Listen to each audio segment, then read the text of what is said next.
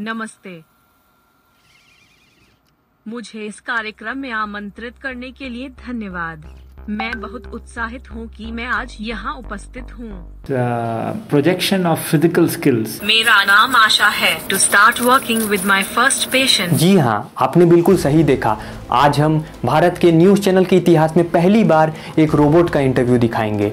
इसीलिए the public news 24 में आपका स्वागत है। मैं हूं योगेश और मैं आपके लिए लाया हूं विज्ञान की एक बहुत बड़ी खबर। हमने अपने समाज में अब तक पुरुषों की कल्पना की है, महिलाओं की कल्पना की है, ट्रांसजेंडर्स की कल्पना की है, पर भविष्य में एक और जन की कल्पना हमें करनी होगी और वो है एक ह्यूमनॉइड रोबोट।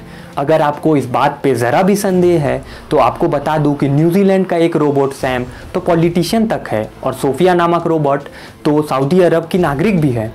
वहीं भारत की आशा रोबोट, जो कि सोफिया की बहन है, उसे एक नर्स के काम के लिए बनाया गया है और इसका कारण यह है कि हमारे फ्रंटलाइन हेल्थ वर्कर्स को कई बीमारियों से संक्रमित होने का रिस्क होता है, जिसमें से कोविड-19 आपके सामने एक लाइव एग्जाम्पल है।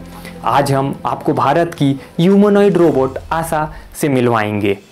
आशा हिंदी के साथ साथ कन्नड़ और इंग्लिश भी बोल सकती है और अभी हैंड मूवमेंट्स भी सीख रही है। सबसे बड़ी बात यह है कि यह इंसानों की तरह फेशियल एक्सप्रेशंस तक दे सकती है। इसे IISc, TCS और हैंडसम रोबोटिक्स ने मिलकर बनाया है।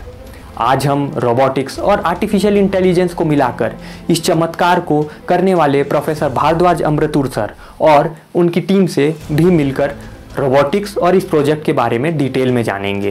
पर आशा के इंटरव्यू से पहले मैं आपको एक बात दावे के साथ कह सकता हूँ कि किसी भी न्यूज़ चैनल में आपको विज्ञान से जुड़ी ऐसी खबर नहीं मिलेगी। इसीलिए आपसे गुजारिश है कि आप इस न्यूज़ को अपने दोस्तों से ज़रूर शेयर करें। तो चलिए देखते हैं विज्ञान के एक चमत्कार को। And yes, welcome to the future.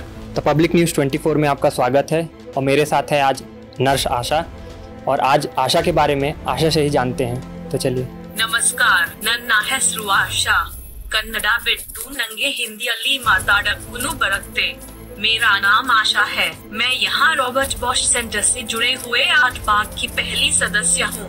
आपसे मिलके मुझे बहुत खुशी हुई। मैं यहाँ एक नए शोध प्रोजेक्ट का हिस्सा हूँ जिसे मरीजों को नर्सिंग देखभाल प्रदान करने में मदद मिल सके उन परिस्थितियों के लिए जब नर्स प्रत्यक्ष रूप से देखने में असमर्थ है, जैसे कि जब कोविड जैसा एक संक्रामक बीमारी हो या मरीज किसी दुर्गम क्षेत्र में हो। मैं रोगी के साथ प्रत्यक्ष रूप से रहूंगी और नर्स मेरे माध्यम से रोगी की देखभाल करेगी। एक तरह से मैं नर्स के लिए रोबोट अवतार बनूंगी। तो जैसा कि हमने आपके बारे में सुना है कि आप इंग्लिश भी बोल सकती हैं और फेशियल एक्सप्रेशंस भी दे सकती हैं। दर्शकों को थोड़ा दे के बताइए। Yes, I'm Asha, a first of my kind avatar robot nurse, designed to help people in tasks where it is either impossible for humans to be present or too risky to be involved. In case of nursing, I can be physically present with the patient while the nurse takes care of the patient through me. In a sense, I will be the robotic avatar for the nurse. Hence, I am learning to express like humans too. I can laugh.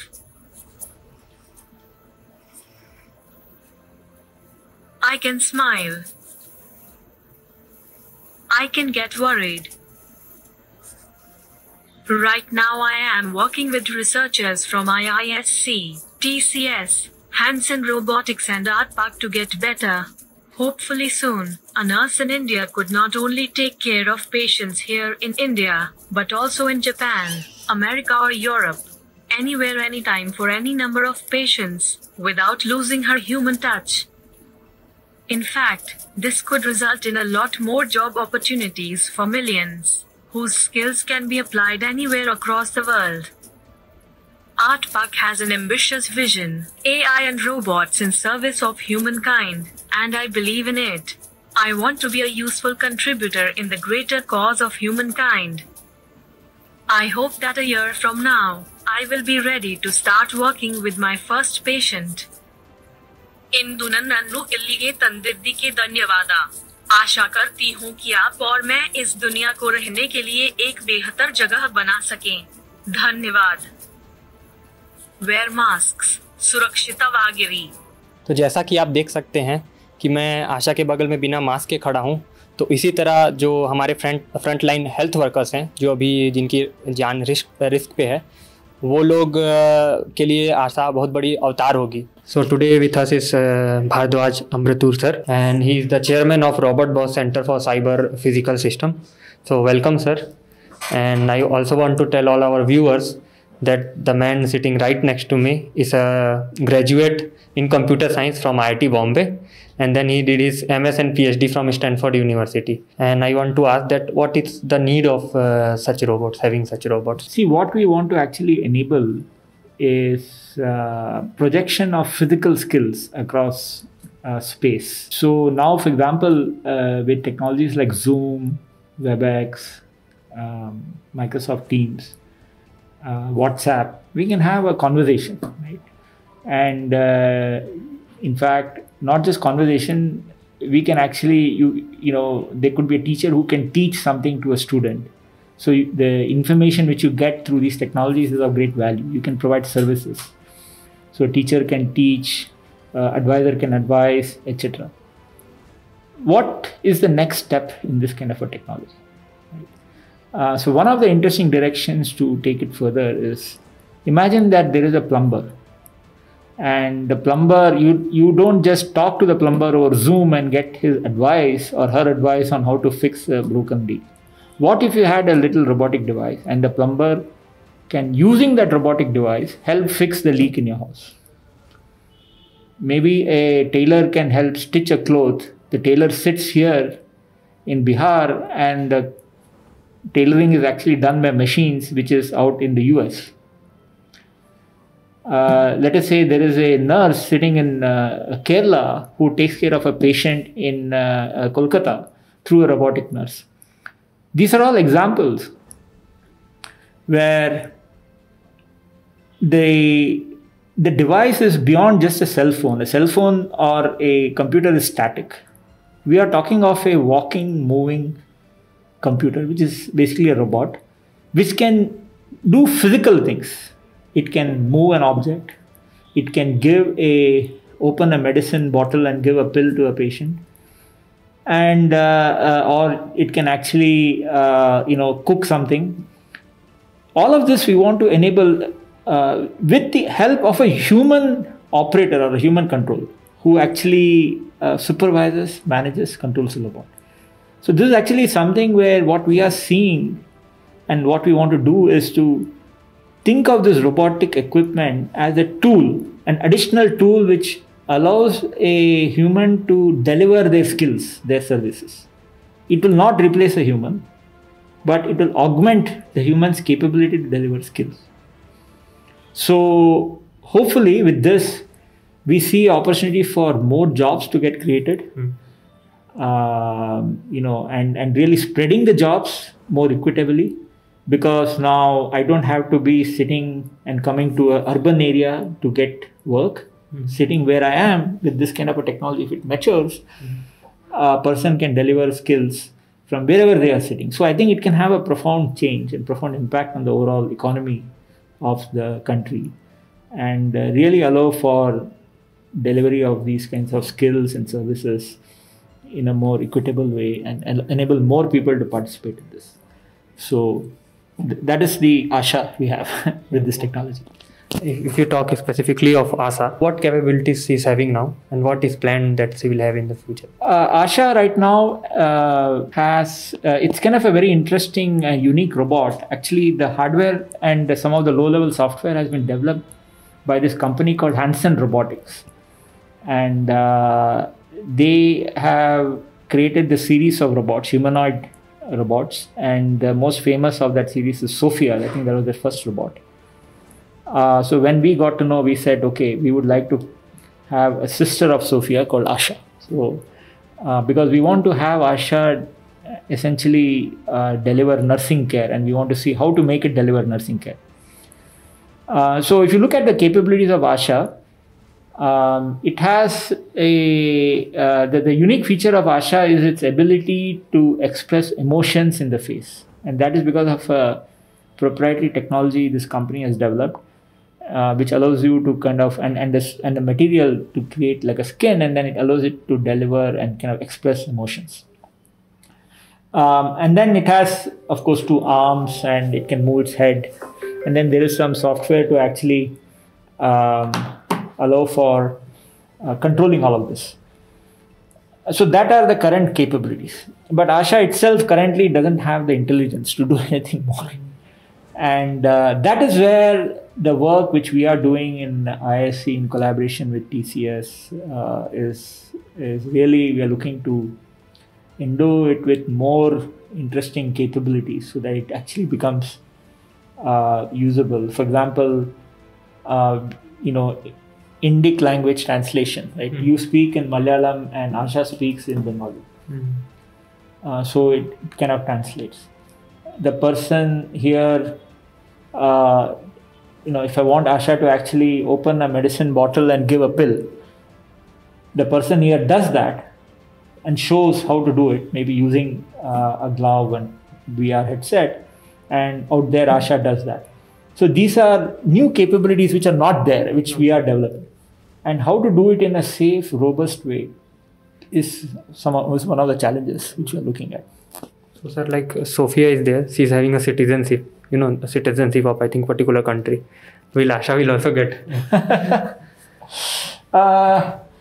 Yeah, maybe we have to kind of create a new Roboland, and and then have Asha become a citizen of that space. Yeah, but you have raised a very important question out here. I mean, there's an implication out here about how to think of Asha. Is Asha a person or is it a machine? And this is where we like to kind of put in our anthropomorphic views on things. We try to convert everything into humans, but sometimes it can become a little tricky. I think the point is when a patient interacts with Asha, we want the patient to kind of forget that they're interacting with the machine, because a lot of times patients need that kind of support, right? But at the same time, we have to also remember that at the end of the day, Asha is just a machine, and and we have to kind of keep that separation between machines and humans. So, sir, this must be a very expensive project. So, how you are managing the funding, and what is the source of the funding for this robot? So, we have been lucky in ISC because we have had some philanthropic grant from the Robert Bosch group of companies. And so that is why our center in which we are sitting right now is also named after that. It's called the Robert Bosch Center for Cyber-Physical Systems. So because of their generosity, we have access to some money which we are actually using to fund this particular activity, and that's how we started this activity, this journey.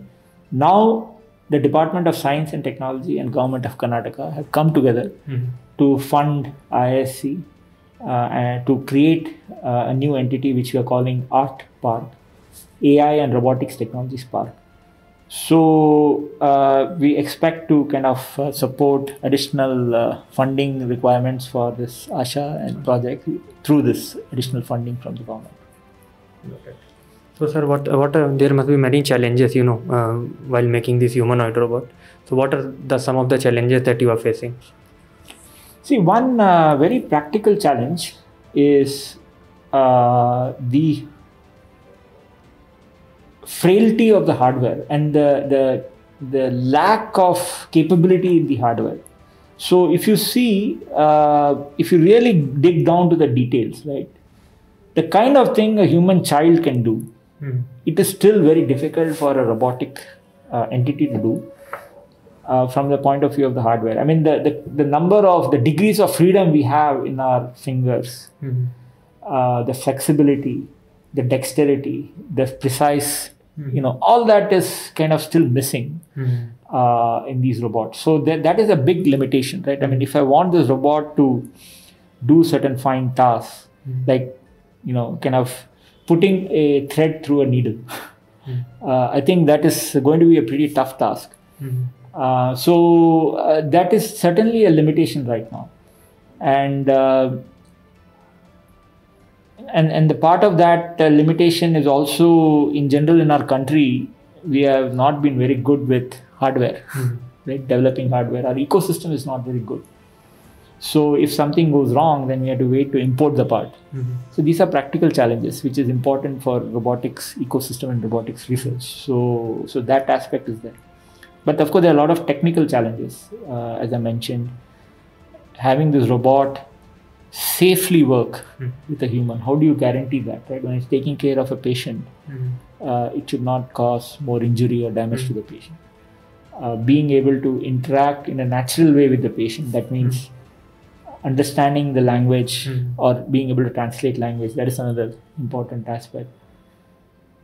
Being able to respond to commands which are verbal commands, right? That is another important aspect, because sometimes it's easier to just tell the robot. Okay, so it was great interacting with Bhardwaj sir and hoping for several more interactions with. तो जैसा कि आप लोगों को पता है कि एक रोबोट को बनाने के लिए बहुत सारे कंपोनेंट्स लगते हैं, बहुत सारे कंट्रोल्स लगते हैं, तो बहुत सारे टीम मेंबर्स हैं जो इसके पीछे इन्वॉल्व हैं, और हम एक एक करके सारे टीम मेंबर्स से मिलेंगे, जानेंगे कि उन्होंने क्या काम किया उसमें. So I'm Aman Malali, and the parts that I'm working on are basically head pose estimation and facial expression tracking, so that we can track the operator's facial expressions and relay them to Asha so that she appears more human-like. And I'm currently working on the control aspect of the robot. So basically what we are interested in is trying to figure out how we can make the robot safe to work around humans or to interact with objects. So we want to ensure that the robot does not damage anything in its environment or cause hurt to humans if it's working with them. So we're trying to figure out how to control the robot so that it's able to do that better. So I'm Ravi Teja. I'm in charge of leading this team to develop the teleoperation solution for Asha. We have a basic teleoperation solution ready, and we are taking part in the ANA XPRIZE challenge. And we are going to test ourselves against other groups in the world who are developing similar solutions. And it's got a fancy prize amount of $5 million. So what we are going to do is we leverage this effort, our experience from the XPRIZE challenge, and we look to spin off a startup that will solve some of these challenges that we have outlined. Hi, I'm Roshali. With respect to this project, I work on creating the VR experience for the operator. So he feels a sense of complete immersion in the remote scene so that he can work more efficiently. Yeah, hi, I'm Shrutish. I'm working on hand pose estimation, basically tracking the hand movements of the operator and relaying it on Asha. And I'm also working on finger pose estimation and relaying the haptic feedbacks that are felt by Asha back to the operator. Hi, I'm Mohammad Imbasad Hassan Rizvi, and I'm working on incorporating speech and language capabilities into Asha. The speech enablement is to provide voice interactions between a person and Asha either directly or as an intermediary for an operator. Similarly, a common language understanding is required in order to interact with object as well as perform tasks in the physical world by Asha.